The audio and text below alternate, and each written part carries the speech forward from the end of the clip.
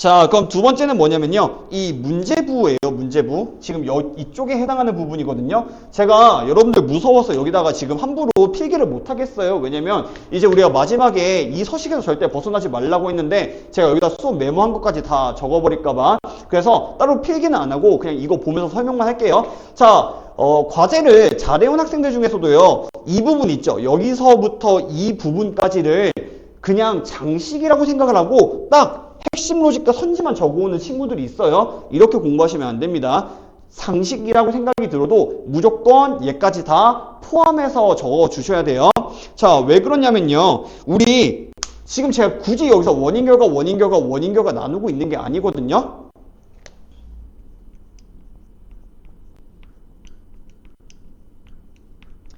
이거 왜 이런 식으로 지금 그 양식을 형성을 했냐면요. 결국은 법좀 헷갈려, 이씨. 죄송해요. 자, 결국은 우리가 이 핵심 로직 있죠. 추리 논쟁에서 문제가 출제됐으면요. 이 핵심 로직에서 출발해서 결국은 선지가 출제가 됩니다.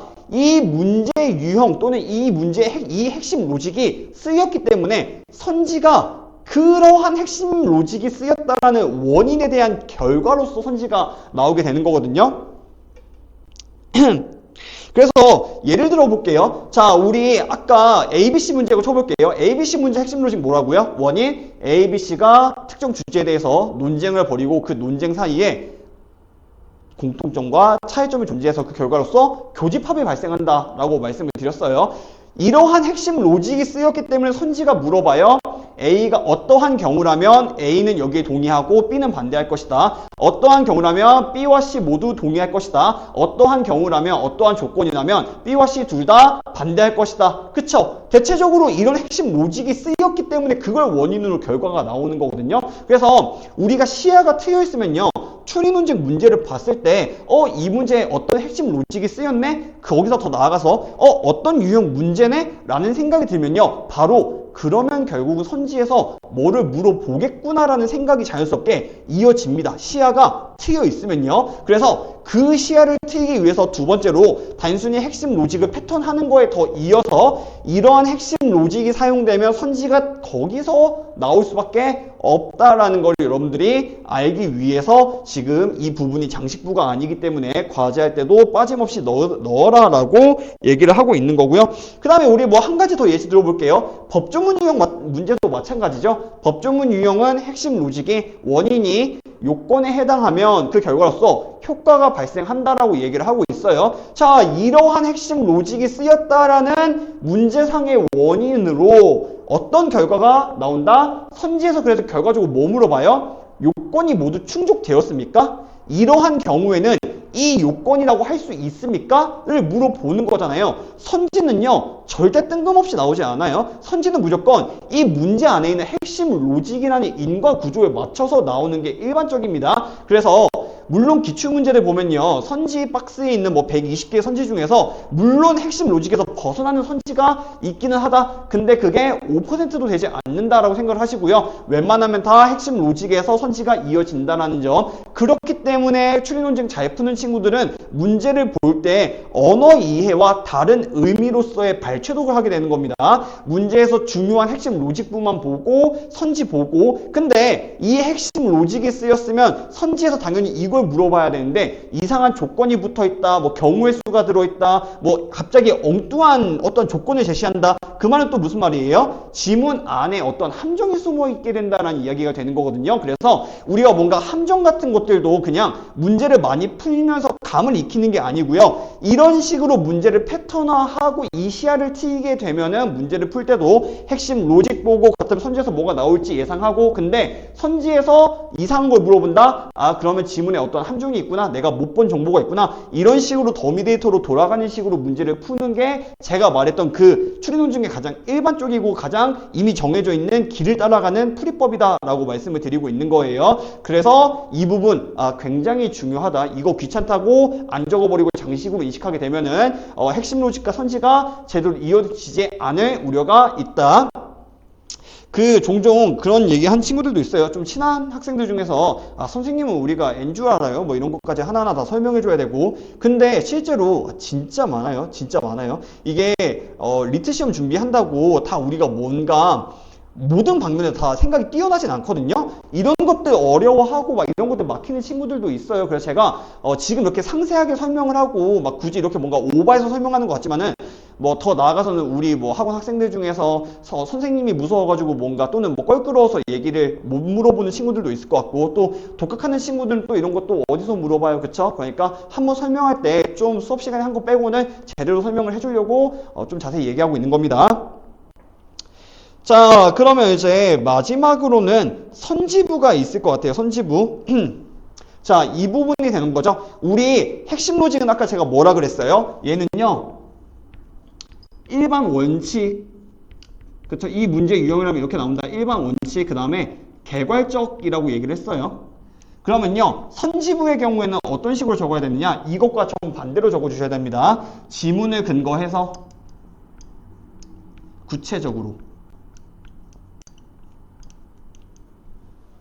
자, 그래서 우리가 아까 뭐 이거 ABC 유형 같은 경우에 그냥 정말 일반 원칙으로서 ABC가 논쟁을 벌이고 그 과정에서 공통점과 차이점이 발생하고 그래서 교집합이 발생한다. 이렇게까지 그냥 일반적으로 개괄적으로 쓰면 된다라고 말한 거에 비해서 선지는요, 더 깊숙이 들어가야 됩니다. 지문의 어떠한 부분의 어떠한 정보에 따라서 선지 기억은 거짓이다, 참이다. 이 정도로 지문 안에 있는 내용을 꽤 구체적으로 적어주셔야 좋겠다. 자, 우리 굳이 핵심 로직은 이렇게 일반적으로 적어놓고 선지를 구체적으로 적는 이유는 뭐 때문이냐면요. 선지의 판단 근거를 구체적으로 근거를 들어서 다시 돌아보면서 지문에서 어떠한 부분들이 타점이 뭐냐면 이 문제풀이에 있어서 핵심되는 정보가 모여있는 구간, 뭐 그 정도 이해하시면 될 것 같습니다. 그리고 그 로직에 도움이 되는 요소인지를 파악하기 위해서고, 그리고 또 마지막 세 번째 단계로의 발전을 위해서 필요하다라고 보시면 될 것 같습니다. 우리 추리 또는 리트 시험 독학하거나 스터디하는 친구들 또는 인터넷 강의 듣는 친구들 중에서 누군가 내가 이해가 안 되는 문제를 설명해 줬을 때 이런 생각 한 번쯤 해봤을 거예요. 막 설명을 막 들어요. 설명을 들었는데 다시 이해가 안 가? 그러면 무슨 생각 드냐면요. 그 생각을 어떻게 했는데? 너니까 한 거 아니야? 이런 생각이 든단 말이에요. 물론 그럴 수도 있죠. 물론 그럴 수도 있는데 우리가 구체적으로 한번 이런 것도 들어볼게요. 선지에서 뭔가 과다출은하거나 저출은하거나 또는 함정에 쉽게 빠진다고 생각하는 친구도 있잖아요. 그런 친구들 보면요, 선지 문장이 이런 식으로 있으면요, 선지 문장에서 내가 봐야 돼 중요할 부분은 한 이 정도 중요한 부분이 있는데 이 중요한 부분은 보지 않고 쓸모없는 부분만 집중하다가 이것만 과다출은해가지고 문제를 틀려버리거든요. 자, 그러면 이거에 대해서 잘하는 친구가 이렇게 설명해줘요. 야, 땡땡아, 너 이 부분에 과다출원이 들어갔네. 그러면 이 부분을 보면 안 되고 이 부분을 봤어야지 라고 설명을 해주는 거예요. 그러면 여러분들 이해를 못하죠. 왜? 이걸 설명해주는 친구도요, 이 부분을 왜 보면 안 되는지, 이게 왜 중요한 부분이 아닌지, 그리고 이게 왜 중요한 부분인지 설명을 못 해줘요. 그러면은 이거를 들으면서 이해가 안 되는 친구는 무슨 생각하냐면은, 야, 뭐야, 왜 이 부분은 왜 중요하고 이 부분은 왜 보면 안 되는 건데 하면서 선지를 보면서 정말 이런 희한한 시험이 다 있네. 선지에서 잘하는 애들이 하는 말 다 똑같아. 이 부분이 중요하대. 근데 이 부분이 왜 중요한지 설명을 못해. 근데 내가 봤을 때는 이 부분도 중요했던 것 같아. 자, 그 이유가 뭐 때문이냐?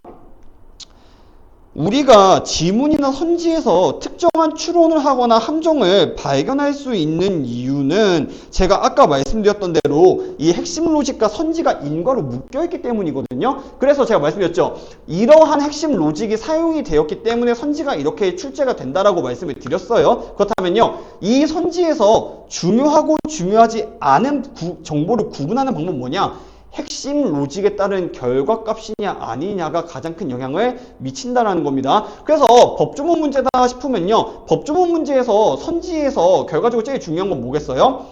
어떤 요건이 들어가 있는지 요건부가 제일 중요할 것 같고요. 또는 어떤 요건과 관련되어 있는 사실관계가 중요하지 요건과 정말 아무 관계없는 정말 일상적인 단어들이든지 표현, 수사들이 중요하지는 않단 말이에요. 무슨 말인지 아시겠죠? 결과적으로 핵심 로직 보고 선지까지 이게 인거로 묶여있다는 사실을 알아야 우리가 선지를 판단할 때도 선지의 어떤 부분이 중요하다 중요하지 않다를 알 수가 있다는 겁니다. 그래서 구체적으로 이거를 판단하기 위해서도 우리가 선지부를 하나하나 자세히 적어주는 필요성이 있다라는 겁니다. 그래서 우리가 이렇게 선지를 하나하나 구체적으로 써보면서 뭐를 우리가 발견을 해야 되냐면은 선지에서 그 핵심 로직이 안 물어보는 조건이나 뭐 단어나 요소들이 보이면 예외적인 것으로 인지를 하고 우리가 그 정보를 찾아 들어가는 게 일반적인 함정에 대한 해결 방법이기 때문에 이러한 요소들을 향후에 다루기 위해서 선지 분석을 열심히 하시면서 이 선지가 결과적으로 핵심 로직의 어떤 부분 때문에 이렇게 출제가 된 거고 답을 찾기 위해서 결과적으로 핵심 로직과 관련되어 있는 타점을 찾았어야 됐고 타점이 이런 부분이고 그 다음에 선지에서 이런 정보는 중요한 정보, 중요하지 않은 정보 이런 정보가 나오면 지문에 함정이 있구나 내가 놓치는 게 있구나를 반복적으로 학습을 해보기 위해서 이렇게 구체적으로 적는다라고 보시면 될 것 같습니다. 자, 그러면은 지금 여기서 이제 뭐 제가 방금 얘기했죠? 뭐 첫 번째로 여기 핵심 로직부 간단하게 한번 정리하면서 넘어갑시다. 이미 계속 설명하긴 했지만은 뭐 하라 그랬어요? 원인과 결과, 일반 원칙, 그 다음에 개괄적으로 적으라고 얘기를 했어요. 그렇죠? 문제 유형마다. 문제 유형은요, 한번 계속해서 생각을 해보세요. 물론 이 도식이 쓰여지지 않는 문제들도 존재합니다. 뭐 대표적으로는 언어 추리 문제 중에서 일반 추리 문제라든지 또는 논리게임 유형 문제 같은 경우에는 아무래도 이제 적용하기가 어렵겠죠? 자, 그래서 나머지 유형 같은 경우에는요, 우리가 수업 시간에 물론 가르쳐 드리기도 할 겁니다. 핵심 로직이 이거다라고. 근데 그걸 모른다고 하더라도 과제 포기하지 마시고요. 적어도 10분, 20분 정도는 혼자 영차영차 한번 씨름해보세요. 결국은 누가 가르쳐주는 정보보다요. 내가 스스로 고군분투하면서 얻은 정보가 그런 지식이 진짜 살아있는 지식이라고 생각을 해요. 그러니까 제가 이 영상 같은 것도 여러분들 수업 시간에 제가 뭐라 얘기해요? 웬만하면 참고하지 말고 진짜 못하겠어서 눈물 날 것 같으면 그때 보라고 얘기를 하고 있는 거죠. 왜? 이런 식으로 제가 알려드리면 효용이 크게 떨어진다라고 생각이 들기 때문에 자, 그래서 우리가 이 핵심 로직을 통해서 추리 논쟁 모든 문제가 어떠한 유형에 속하게 되면은 대부분 다 비슷비슷한 핵심 로직을 가지고 있구나를 패턴화하기 위해서 하는 거라고 말씀을 드렸어요. 자, 두 번째로 문제부, 연결부라고도 하죠. 중요한 건 아닙니다. 자, 이건 장식이 아니라고 말씀을 드렸습니다. 이건 왜 하는 거라고요? 어떤 핵심 로직이 나오면 이 핵심 로직 안에서만 선지가 논리적으로, 인과적으로 출제가 되는구나. 이 시야를 트이기 위해서 계속해서 우리가 이걸 시각적으로 그냥 머릿속에 때려 박기 위해서 반복하는 거라고 말씀을 드렸고요. 그 다음에 세 번째는 선지부. 자, 이 선지부는 어떻게? 구체적이고 지문에 근거해서 쓰라고 말씀을 드렸어요. 왜 하는 거라고요? 실제로 핵심 로직에 따라 선지가 이렇게 나오는구나. 자, 이 선지를 해결하기 위해서는 지문에 어떤 부분이 핵심 로직과 관련되어 있어서 타점이었구나. 선지의 이 부분이 중요한 부분이었고 이 부분이 중요한 부분이 아니었구나. 선지에서 이런 표현 나오거나 이런 식으로 핵심 로직과 벗어나는 부분이 있으면 함정이구나를 익히기 위해서입니다. 자, 이런 식으로 여러분들이 계속 과제를 하다 보면요, 자연스럽게 또 어떤 것까지 생기게 되느냐. 우리 과제할 때 선지부부터 정리되신 거 없겠죠? 제가 알려준 대로 핵심 로직부터 연결하고, 그쵸? 찾아 쓰고, 그 다음에 이거 문제가 원인에 따라서 결과가 나온다라는 거 이 서식 하나 쓰고, 그 마지막으로 선지 정리해서 채워놓겠죠? 이게 놀랍게도 추리 논쟁 문제를 가장 정확하게 풀 수 있는 방법 중에 하나라고 생각을 합니다. 그래서 저 같은 경우에도 추리 논쟁 문제를 보면요, 그냥 발문 읽고 지문 쭉 다 읽고 선지 읽고 끝 이런 식으로 문제를 풀진 않아요. 그냥 문제 유형석 보면요, 문제 유형 보이잖아요. 어느 정도 숙련이 되면은 무슨 유형 문제구나. 그렇다면 어떤 핵심 로직 쓰였겠네. 그렇다면 선지가 이렇게 나왔겠네. 그러면 지문에서 핵심 로직부에 해당하는 타점 부분 한번 쓱 보고요. 그 다음에 선지 내용 보면서 이제 바로 정보 판단 들어갑니다. 그러다가 선지에서 이 조건은 지금 핵심 로직에 관련되어 있는 이 조건이 아닌데 또는 정보가 아닌데 하면은 함정이 있구나 하고 다시 지문으로 돌아가서 함정이 있는 문제라면 함정을 찾는 식으로 문제를 푼다. 자, 이러한 시야 또는 문제풀이 순서 습관 자체가 와, 이런 식으로 로직 분석만 해도 내가 연습이 된다니. 그쵸? 굉장한 공부법이죠. 자, 그래서 이 문제를요, 추리 논쟁 1번부터 40번까지 싹 다 시험지가 됐든 노트가 됐든 정리를 해오시는 게 우리가 이제 그 이원적 객체칭위에서 1단계 추리 논쟁 공부법이자 여러분들의 과제가 되는 거고요. 제일 중요한 거, 절대 이 서식에서 벗어나지 마세요. 절대 이 서식을 변형하지도 마시고 딱 이대로만 쓰시는 겁니다. 그래서 제가 아까 뭐 이런 것들 다 지우고 있죠. 가장 원형적인 형태에서.